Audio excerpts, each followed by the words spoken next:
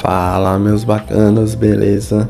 Bem-vindo ao Oca TV, mais um Oca Talk, num formato diferente, formato que até alguns de vocês sugeriram e eu já vinha pensando em fazer, para falar de alguns temas da semana e aproveitar ainda um pouco do hype para falar sobre a Kings League e o futebol.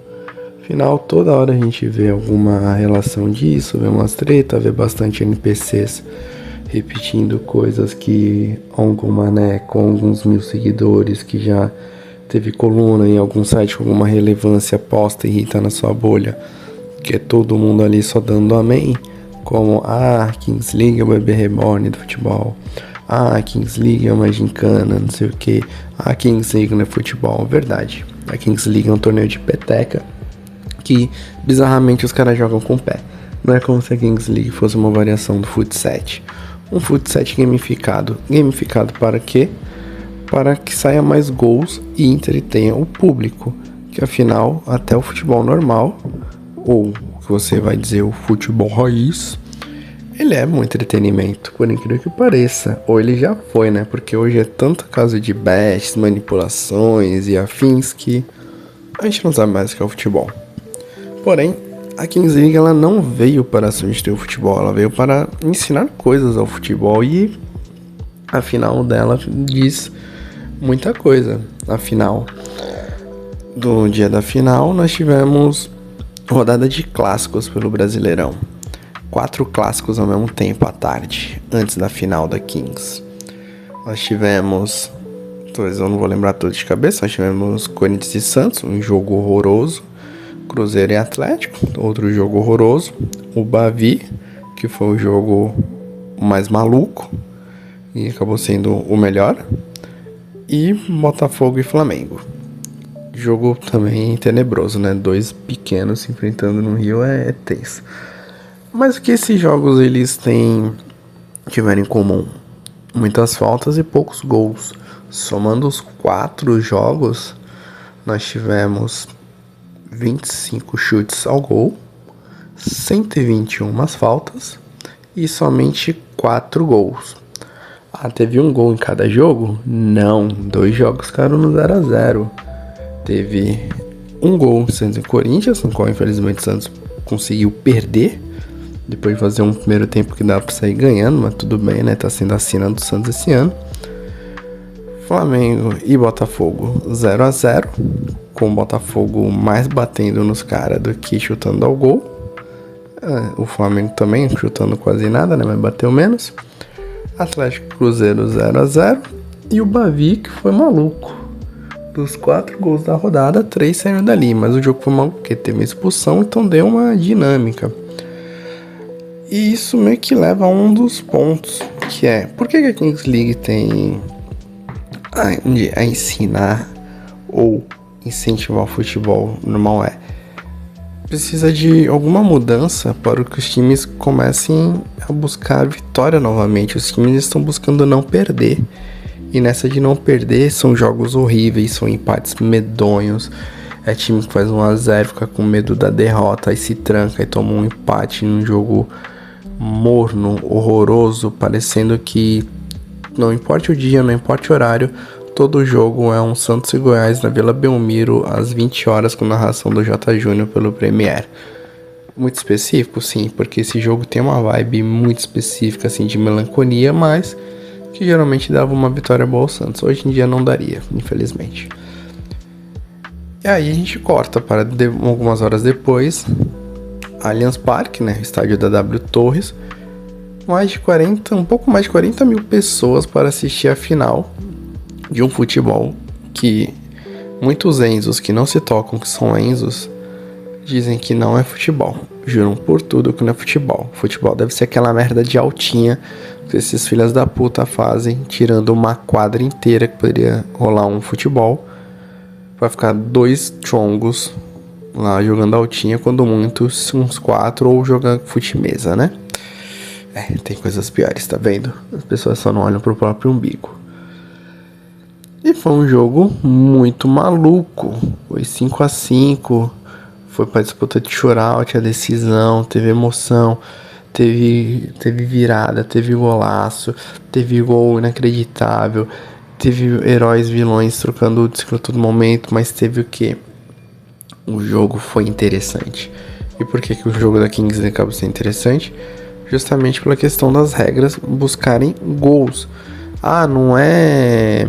Tira as ideias NPCs da cabeça de... Ai, dopamina, geração TikTok. Tem que botar alguma coisa pros caras ficarem entretidos. Porque você, animal, você mexe no celular quando tá no estádio também. Você mexe. Em algum momento a gente pode dar uma olhada, ver se deu uma mensagem. No intervalo você mexe, você não fica uns mais de 90 minutos olhando só o campo e pensando no vazio quando tá no intervalo. Você não fica. Com isso eu não quero dizer que o futebol precise de um dado pra botar ali menos jogadores em disputa, precisa de carta, não. Mas acho que um acréscimo valendo gol duplo no segundo tempo ia ser interessante. Essa seria a única cogitação. Falando real, não. Mas talvez incentivasse os times a chutar no gol.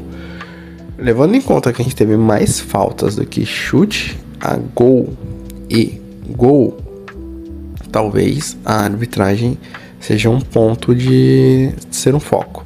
Na Kings League a arbitragem é horrível, eles foram melhorando, mas como tem as regras que buscam um entretenimento de gols para as partidas serem emocionantes, serem boas para quem assiste, afinal, se algo é chato, você perde a vontade de assistir, cara. Admita, dependendo do time que você torce, você já não tem nem vontade de assistir o jogo. Eu mesmo, se eu estiver dormindo, pra mim é melhor, porque tá triste.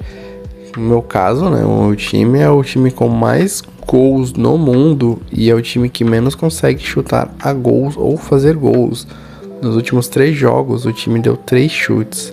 3 chutes por jogo? Não. 3 chutes nos 3 jogos.